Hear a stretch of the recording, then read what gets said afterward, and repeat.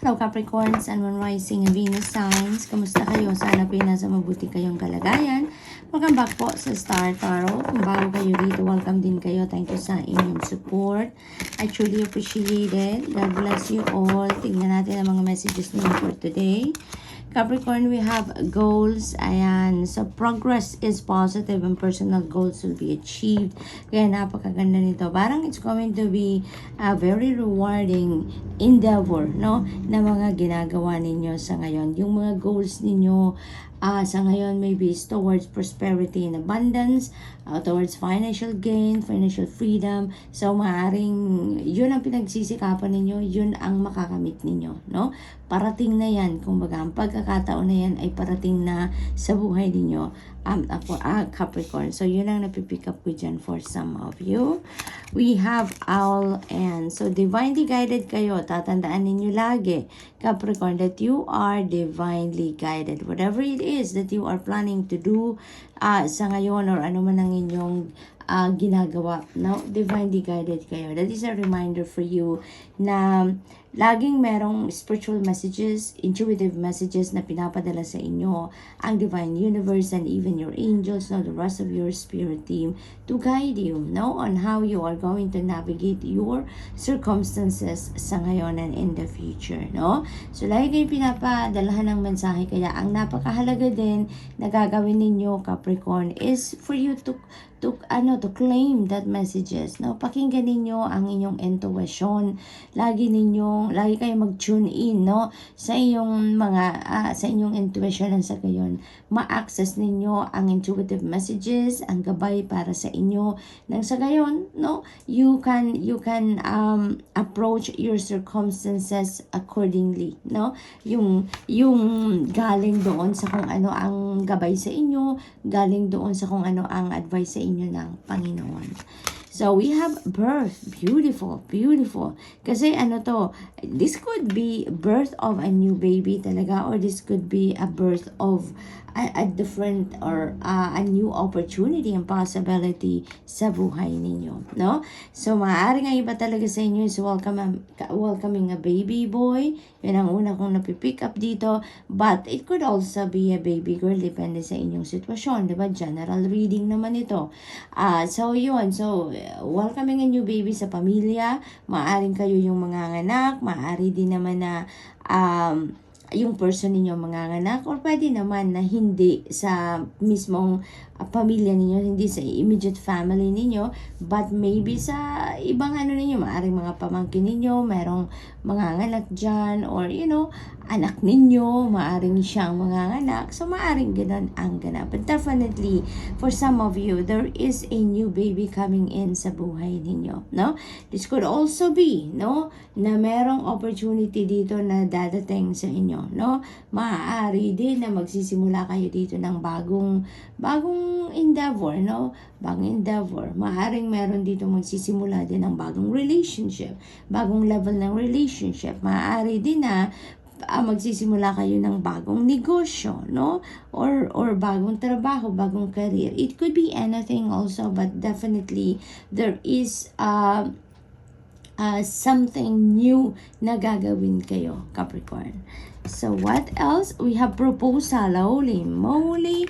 Ayan na nga. So, maybe, ang iba talaga sa inyo, posible na magkakaroon kayo ng bagong sitwasyon dito din. Bagong relationship. Maaring meron ditong bagong, a love connection na mabubuo. So, maaring meron kayong papasukin ng bagong relationship.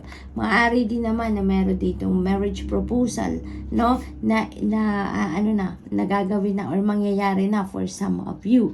It is also possible na this is a new business partnership or business opportunity na parating din sa inyo, Capricorn, no? So, what else? We have star. Napakaganda.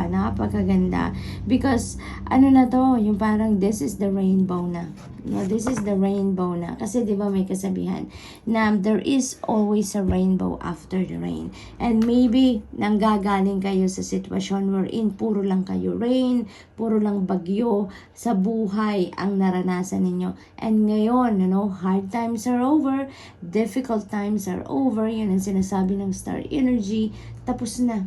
nang manggagaling ka na doon sa pagtatagumpay na labanan ang kung ano man ang hamon ng buhay dito sa inyo na pinaghirapan ninyo, no? Sitwasyon sa relationship, sitwasyon sa pera, sitwasyon sa pamilya, sa kahit ano man, no? sa buhay ninyo na medyo nahirapan kayo, that is over, no? That is over. Tapos na siya. Manggagaling na kayo ngayon dito sa pagtatagumpay, no? Sa pagharap sa hamon ng buhay ninyo. And you are ready now to head towards a new beginning. You are ready now to walk towards a new path sa buhay ninyo. Kaya yung birth energy na to, talagang napakalakas, nandiyan dyan talaga yan, no? And you never know, ang pupuntahan ninyong bagong path ngayon, depende sa inyong sitwasyon, depende sa inyong pinanggagalingan, ay maaaring that is going to bring forth financial abundance, it's going to bring forth prosperity, financial gain, no? Or maaaring peace, diba? Peace and harmony, depende sa inyong sitwasyon, but maybe you are going to head towards that, no? So good luck, Capricorn, and that's all I have for you for today. Thank you for watching Love and Light. Namaste. Hello Virgo, Sun, Moon, Rising, and Venus signs. Kumusta kayo? Sana po nasa mabuti kayong kalagayan. Welcome back po sa Star Tarot. Kung bago kayo rito, welcome din kayo. Thank you sa inyong support. I truly appreciate it. God bless you all po. Tingnan natin ang mga messages ni Virgo for today. Virgo, we have a mountain. Ayan. So, rest assured, no, Virgo, na you are guided, protected, and guarded ng divine universe and the rest of your spirit team. Even if may mga challenges kayo sa buhay na nararanasan sa ngayon, huwag kayong mag-alala. Huwag kayong mag-alala. You have nothing to fear. You have nothing to worry about because ginagabayan ka ng Panginoon. Binibigyan ka ng mga intuitive messages, signs, symbols, synchronicity siguro, no, na makakatulong sa iyo on how you're going to navigate your challenges sa buhay, no? So, lagi lang kayong makikinig sa iyong intuition, lagi lang kayong makikinig sa gabay ng Panginoon and the rest of your spirit team dito, no? At makakasiguro kayo na you will be on the right track. Makakasiguro kayo na mahahanap ninyo ang way out sa kung ano man ang challenges sa buhay, no? Wish is coming to fruition. Yay! Napakaganda. I-claim na natin ito, Virgo. I-align na natin ang mga energies natin towards the fruition of your wishes, of your heart's desires. Napakaganda, no? Nakahanda na, malapit na, parang nandiyan na, within your reach na, yung wish ninyo. Your wish is coming to fruition na talaga, anytime soon, Virgo, no? Napakaganda naman ito. Dragonfly also resonates with change, no? And there is going to be a beautiful change talaga na mangyayari sa buhay ninyo sa ngayon, dahil malalampasan nyo na, no? Malalampasan nyo na kung ano man ang challenges ninyo. Your wish is coming to fruition, so that is going to create talaga a change, a beautiful change sa buhay ninyo. Magkakaroon ng transformation dito dahil may mga bagong mangyayari, 'di ba, sa buhay ninyo. You're going to end something dito and you're going to start fresh, 'di ba? So that is really beautiful. And just be confident, no? Just be confident na dito sa mga pagbabagong ito sa buhay ninyo, and maybe pati din kayo magkakaroon kayo ng renewal dito. There's going to be some change on a spiritual level, on a personal level din sa buhay ninyo. So lang kayo, chill lang kayo, kalma lang kayo as you embrace these changes sa buhay ninyo, no? And remain to be hopeful and remain strong sa inyong faith dito, because everything is well, no? All is well, Virgo. We have birth, definitely there is changes, there are talaga dito new beginnings sa buhay ninyo, because yung birth energy na to, this is a new beginning energy. So pinapakita dito malakas ang energies dito ninyo, Virgo, that there are things talaga na magbabago sa buhay ninyo. There are newness that you are welcoming in your life around this time. So this is very exciting kasi talagang laging pinapakita sa akin ng guide ko yung wish card na to. So, most likely, Virgo, for most of you dito sa collective, you are really getting what you want, no? Your wish is really coming to fruition dito. So this is really, really beautiful. At maaaring iyan ang magbubukas ng bagong daan, no? Para sa pagbabago sa kung anumang parte ng buhay ninyo. You are giving birth to something new. You are giving birth to a new endeavor, to a new relationship, to a new house, to a new car, to an opportunity to experience prosperity, abundance of financial gain, comfort, happiness, joy, harmony. It could be anything, Virgo. Depende sa inyong sitwasyon. But this is really a beautiful energy. Malapit na tayo sa towards the end of the year, and we are getting ready to embrace the new year. So napaka-timely din ito na you are also giving birth to something new, a different situation, a different scenario, experience sa buhay ninyo, no? So that is really, really awesome. For some of you naman, Virgo, maaring buntis kayo and you are giving birth to a new baby. Maaari din na yung person ninyo ang manganganak. Maaari din naman na kamag-anak ninyo, no? Someone you love or someone close to your heart siguro ang mag-welcome ng new baby dito, no? So congrats. Goals, you are definitely going to achieve your goals na, no? Papunta na kayo sa pag-achieve ng mga personal goals ninyo. Kaya napakaganda na talaga. So you really have tawag dito, nababalot talaga kayo ng newness, nababalot kayo ng new beginnings and achievements and accomplishments dito sa reading ninyo dito, Virgo. So this is really a very promising and very positive progress sa buhay ninyo, no? So lahat ng mga siguro yung mga pinagkakabalahan ninyo recently or in the past, maybe you've been working on this for so long and now you're going to achieve it, and now ma-accomplish nyo na yung makukuha nyo na kung ano ang gusto ninyong mangyari dito, ano ang tina-target ninyo. So good luck and congrats. That's all I have for you for today. I hope nakatulong mga mensaheng ito in some way. Thank you for watching. Love and light. Namaste. Hello, Taurus, Sun, Moon, Rising, and Venus signs. Kamusta kayo? Sana po nasa mabuti kayong kalagayan. Welcome back po sa Star Tarot. Kung bago kayo dito, welcome din kayo. Thank you sa inyong support. I truly appreciate it. God bless you all po. Tignan natin ang mga messages ninyo for today, Taurus. Pauna mensahe ninyo, Cracker, beautiful energy. Napakaganda naman ang naghihintay na ano ninyo dito, sitwasyon sa inyong paligid. There is joy, there is love, there is suwerte, no? Good fortune. Napakagandang simula ito ng inyong reading sa ngayon because there is excitement dito, no? Na mangyayari. There is an exciting event siguro that is going to unfold sa buhay ninyo ngayon. Kaya mapupuno kayo ng positivity. Mapupuno kayo ng suwerte, ng love, ng saya, no? At yun ang mararamdaman ninyo, Taurus. We have Owl. Ayan, sa kung ano man ang dadaanan ninyo sa buhay. You are divinely guided. You are being sent spiritual messages. You are being sent wisdom dito ng divine universe to guide you, no? So, kahit ano man ang pinagdadaanan ninyo sa buhay, you are divinely guided. Tinutulungan kayo ng divine universe kung paano ninyo ito ina-navigate na inyong mga sitwasyon sa buhay, no? Ang mahalaga dyan, makinig kayo sa iyong intuition, Taurus. Nang sa gayon, marinig ninyo, makita ninyo kung ano ang mga dapat ninyong marinig, ano ang mga gabay na binibigay sa iyo ng divine universe, okay? Patience is a virtue at iyan ang imbitasyon para sa inyo dito, no?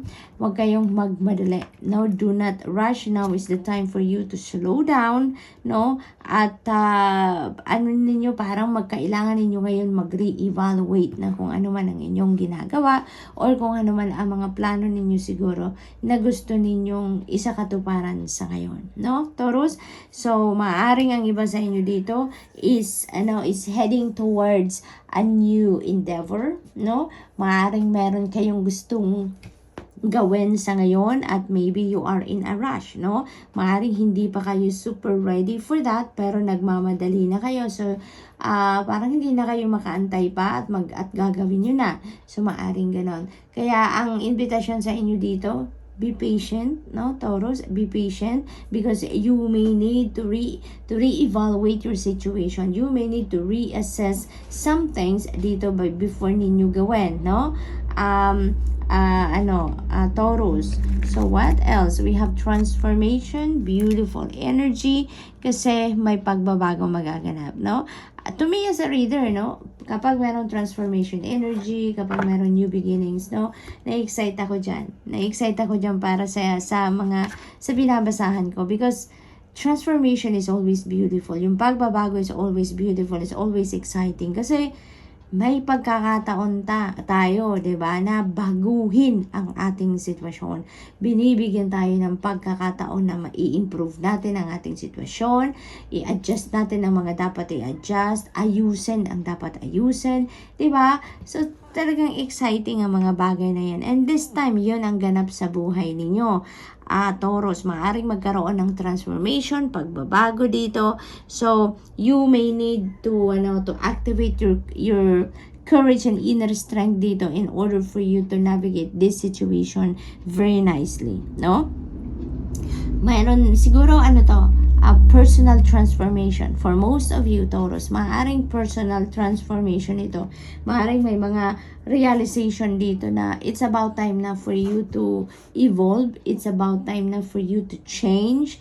No? Maaaring may mga iiwanan na kayong mga negative traits ninyo kung meron man, or mga ugali, behavior siguro, or way of thinking ninyo na hindi na ninyo yung hindi na effective para sa inyo, kumbaga. Siguro may realization mga ganon.